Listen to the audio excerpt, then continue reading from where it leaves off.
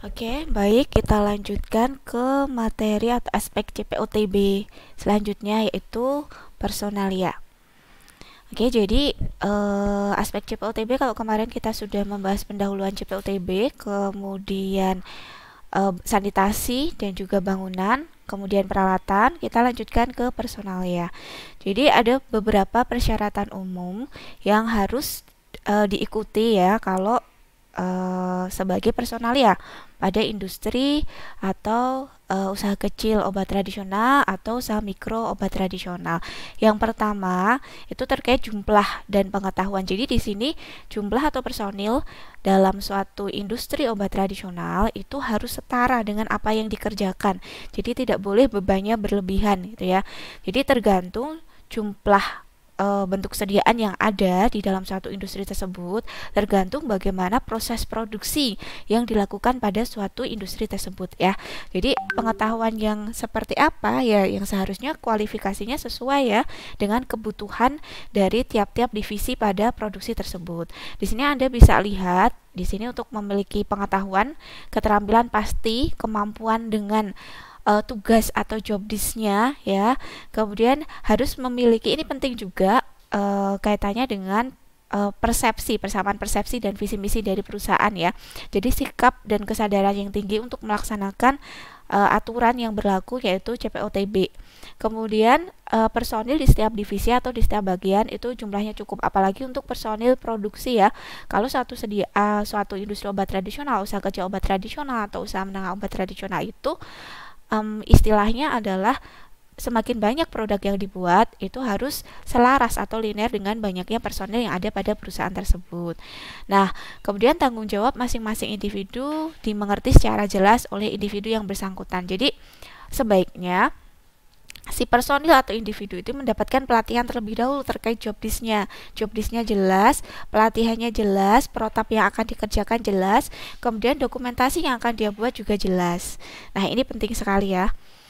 Kemudian kesehatan dan kebersihan personil, oke, salah satu aspek CPOTB yang paling penting yang menjadi dasar dibuatnya CPOTB sertifikasi tahap 1 itu adalah sanitasi hygiene ya. Selain sanitasi hygiene juga memang ada dokumentasi.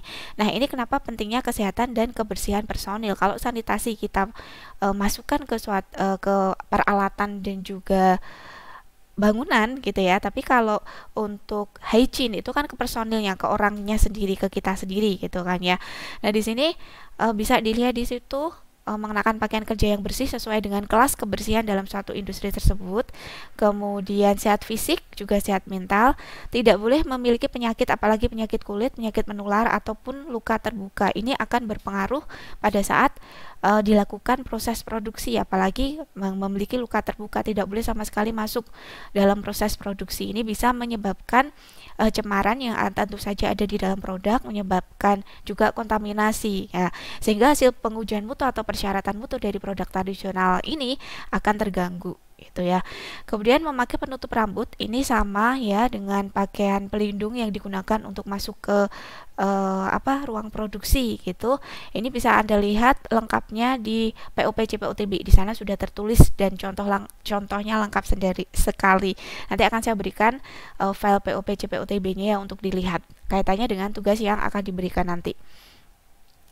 Kemudian organisasi dan manajemen mutu itu kemarin kita kenal sama yang namanya manajemen atau personil kunci ya. Nah, di sini memang perusahaan itu harus mempunyai struktur organisasi yang jelas. Anda bisa melihat di CPOTB ada beberapa struktur organisasi yang bisa diikuti, ada tipe A, B, C gitu ya. Dimana kalau dia hanya sederhana, kemudian agak kompleks, kemudian kalau yang sudah di industri besar itu beda lagi. Nah, itu kita sesuaikan saja. Kemudian ada uraian tugas yang dibuat secara tertulis untuk tiap-tiap individu.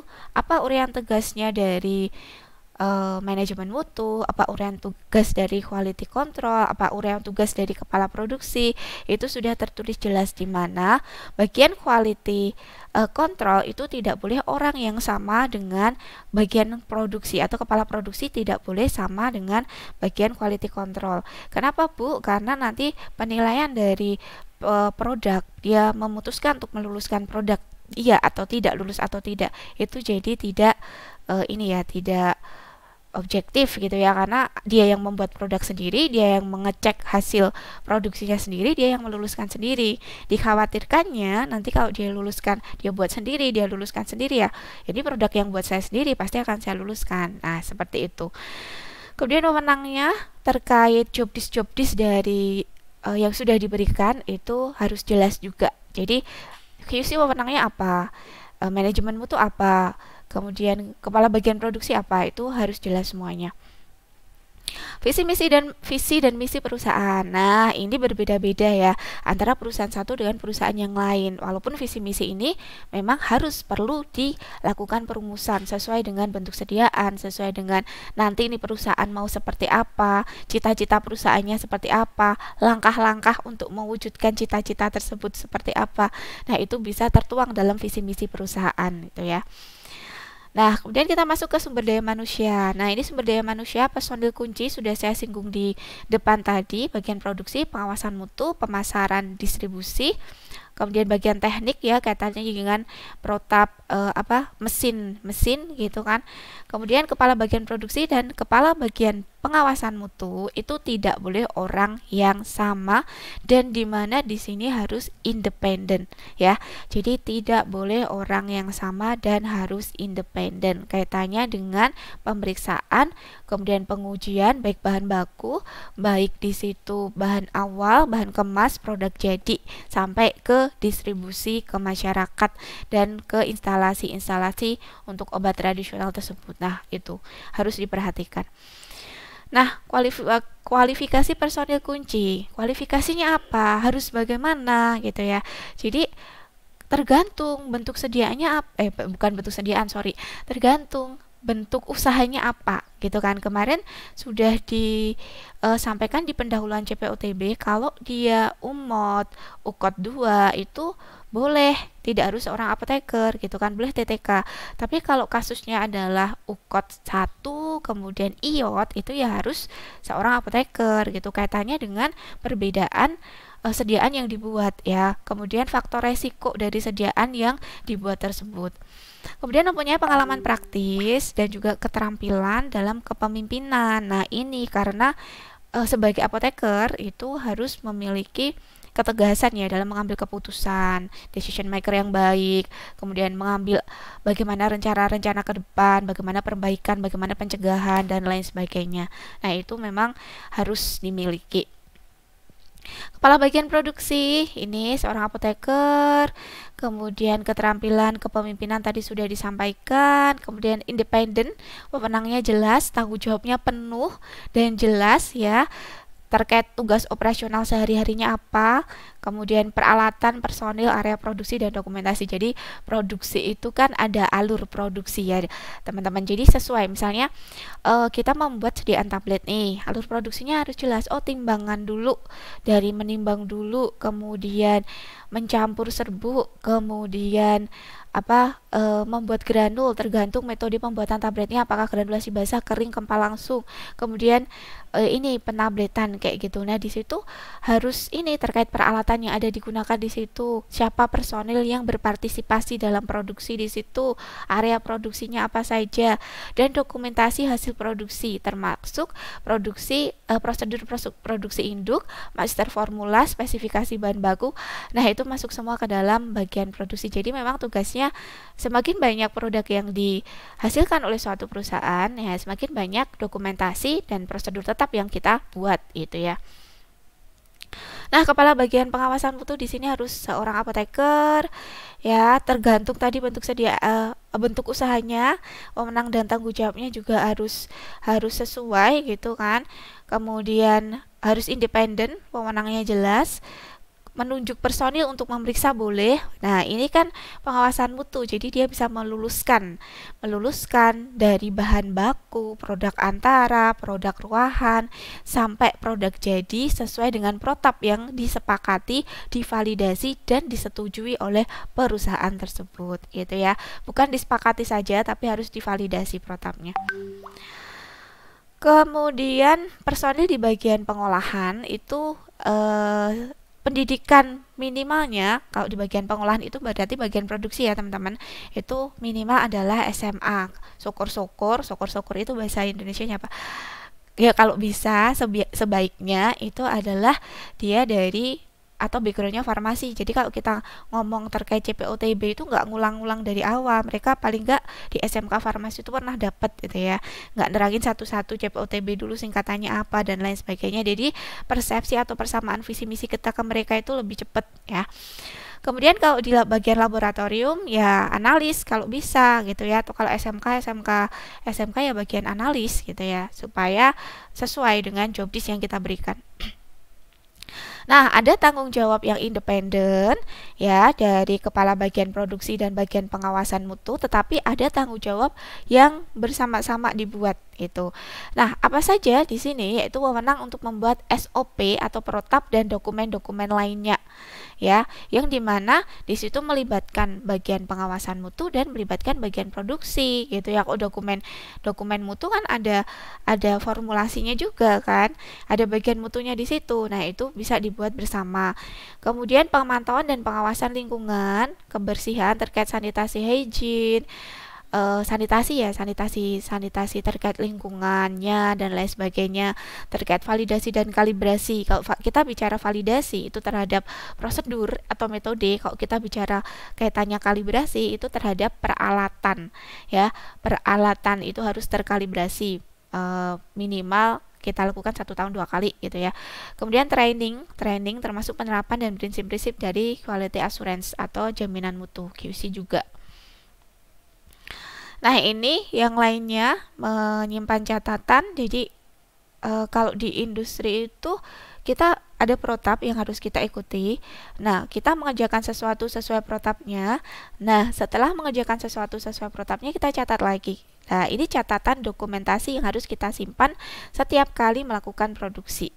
Ya, kemudian memberikan persetujuan juga terhadap pemasok. Pemasok tentu saja sebaiknya juga pemasok tersebut memiliki sertifikat of analysis ya dari istilahnya adalah dari bahan baku yang kita gunakan, bahan kemas yang kita gunakan. Kalau sudah ada COA-nya enak kita melakukan prosedur pencatatan terkait bahan baku yang sudah memenuhi persyaratan itu lebih enak gitu kan. Kemudian mengawasi kepatuhan terhadap CPOTB. Nah, ini kepatuhan terhadap CPOTB terhadap aspek-aspek yang kemarin dijelaskan pada CPOTB itu harus dipatuhi dan diawasi gitu kan. Kemudian melakukan inspeksi, investigasi, kemudian sampling ya. Jadi ada produk tertinggal. Kalau kita sudah selesai melakukan produksi sudah selesai kita lakukan, tidak serta-merta produk itu langsung kita rilis, tapi masuk dulu ke gudang penyimpanan produk jadi, di mana QC ini akan mengambil sampling dari produk jadi itu untuk dia dikarantina, diloloskan ataupun tidak jadi diedarkan gitu. Jadi kita menunggu dulu bagian QC untuk melakukan sampling, kemudian memberi keputusan dari produk tersebut apakah bisa diloloskan atau tidak, baru kita loloskan. Termasuk bahan baku ya, produk bahan ruahan juga, bahan antara juga. Nah, kemudian di sini ada program pelatihan tentang cara pembuatan CPOTB itu memang kita update ya. Misalnya biasanya Dinas Kesehatan atau Badan POM itu akan memberikan undangan kepada industri-industri tersebut untuk mengikuti istilahnya update informasi terbaru, pelatihan terbaru. Katakanlah pelatihan sanitasi hygiene ya, dulu pernah. Kemudian pelatihan terkait aspek dokumentasi itu sampai dikasih buku untuk kita format seperti ini yang diikuti gitu ya. Itu bisa saja kita share lagi ke istilahnya adalah semua staf yang ada di produksi tersebut. Kemudian baik staf baru dan staf lama. Kemudian bentuk pelatihan ini juga bisa kita berikan misalnya untuk penggunaan mesin dan lain sebagainya. Nah, ini sebaiknya dilakukan 1 tahun sebanyak 2 kali gitu ya. Nah, pelatihan khusus untuk poin 2 itu diberikan juga kepada personil di area khusus. Ini untuk area yang memiliki bahan berbahaya ataupun beracun. Nah, ini biasanya kalau industri obat tradisional tidak begitu banyak produk yang ini ya berbahaya gitu ya, untuk sediaan steril mungkin untuk industri non obat tradisional. Kemudian program program pelatihan ini harus diberikan berkesinambungan gitu kan. Maksimal itu setahun sekali ya. Jadi biar update CPOTB-nya tetap jalan, kemudian menanamkan kesadaran CPOTB-nya juga tetap jalan gitu ya. Karena kita tidak bisa jalan sendiri, harus sama-sama satu kesatuan itu. Nah, ini dokumentasi pelatihan lah. Kalau kita bicara dokumentasi itu banyak sekali ya teman-teman. Jadi kita fokus ke satu, nanti sambil kerjakan ini ya kasus-kasus gitu ya. Nanti Anda akan saya ajak mengenal berbagai macam dokumentasi, terutama dokumentasi produksi, kemudian nanti registrasi obat tradisional nanti ya. Nah, ini saya sampaikan dulu sedikit pengantar gitu, paling nggak biar nggak blank gitu mau ngapain. Nah, pelatihan yang sudah dilaksanakan itu perlu dilakukan pencatatan. Tidak hanya pelatihan sebenarnya, semua proses yang sudah dilakukan pada saat produksi itu, nggak hanya produksi juga, semua aspek yang ada di perusahaan itu perlu dilakukan yang namanya pencatatan. Tadi, kalau kita sudah melakukan sesuai dengan protap, hasil dari apa yang kita lakukan dari protap tersebut kita dokumentasikan dalam bentuk catatan. Nah, kalau di catatan pelatihan atau dokumentasi pelatihan di sini ada tanggal pelatihan, kapan tanggal pelatihan itu dilaksanakan, hari apa, tanggal, nama personil yang mengikuti pelatihan siapa, nama instruktur atau yang memberikan pelatihan siapa, materinya apa, kalau ada alat peraga atau alat bantu disebutkan, dan evaluasi terhadap pelatihan itu bagaimana.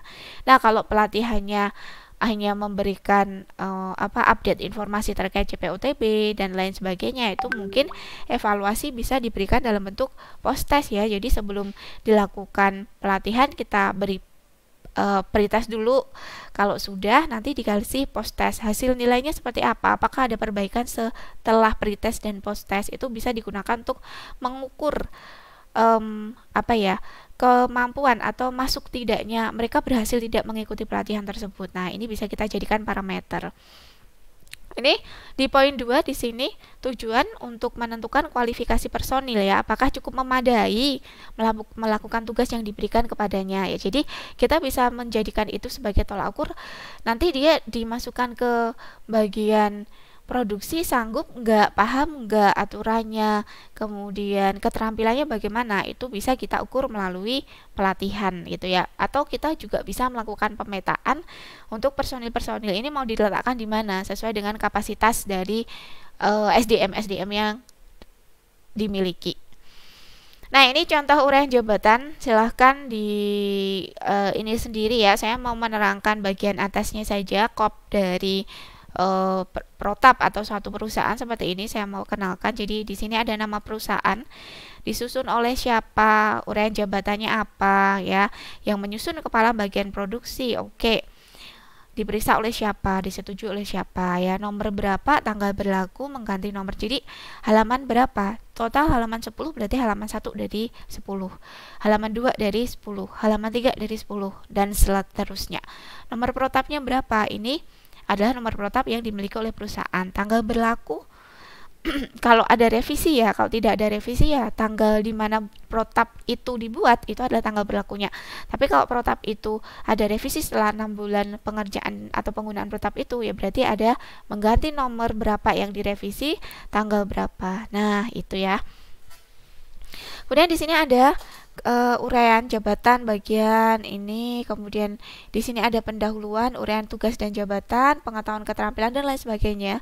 Itu contohnya jelas ada di POP CPOTB. Saya nggak bisa ngelampirin semuanya ya, karena ada 400-an halaman di situ.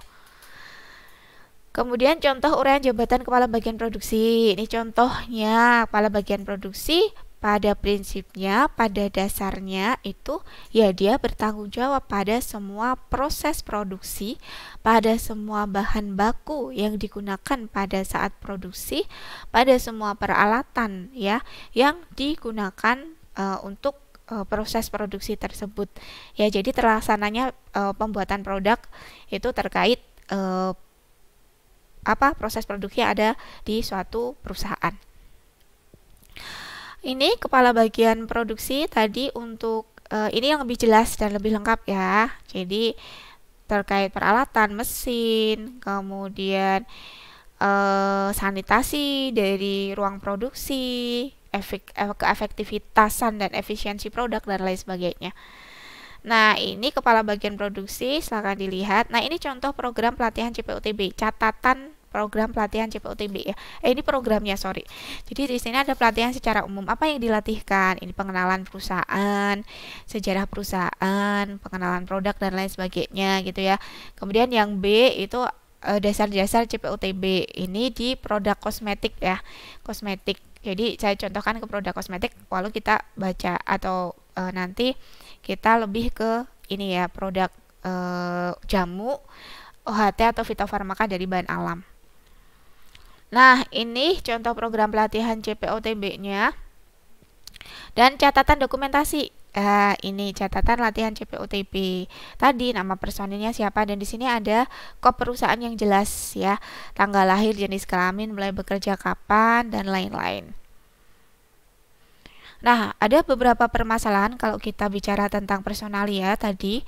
Jumlah personalia terbatas dibandingkan dengan beban kerja atau jumlah yang harus diproduksi, atau jumlah yang bukan jumlah ya, kegiatan yang dilaksanakan di suatu perusahaan gitu ya. Kemudian terkait kualifikasi tadi penting. SDM itu harus memiliki kualifikasi yang sesuai dengan job desk yang diberikan atau tugas yang diberikan oleh SDM tersebut. Kalau kualifikasi tidak memadai, jadinya nanti akan menghambat proses produksi tersebut ya. Pengalaman kerja kurang termasuk ya. Nah, ini struktur organisasi, jadi ini lebih ke ini ya, perusahaan, intern perusahaan itu sendiri, termasuk dalam mengambil keputusan menerima atau tidak suatu personil. Oke, personalia sudah selesai ya teman-teman. Nanti kita masuk ke aspek selanjutnya. Terima kasih. Kita lanjutkan aspek selanjutnya.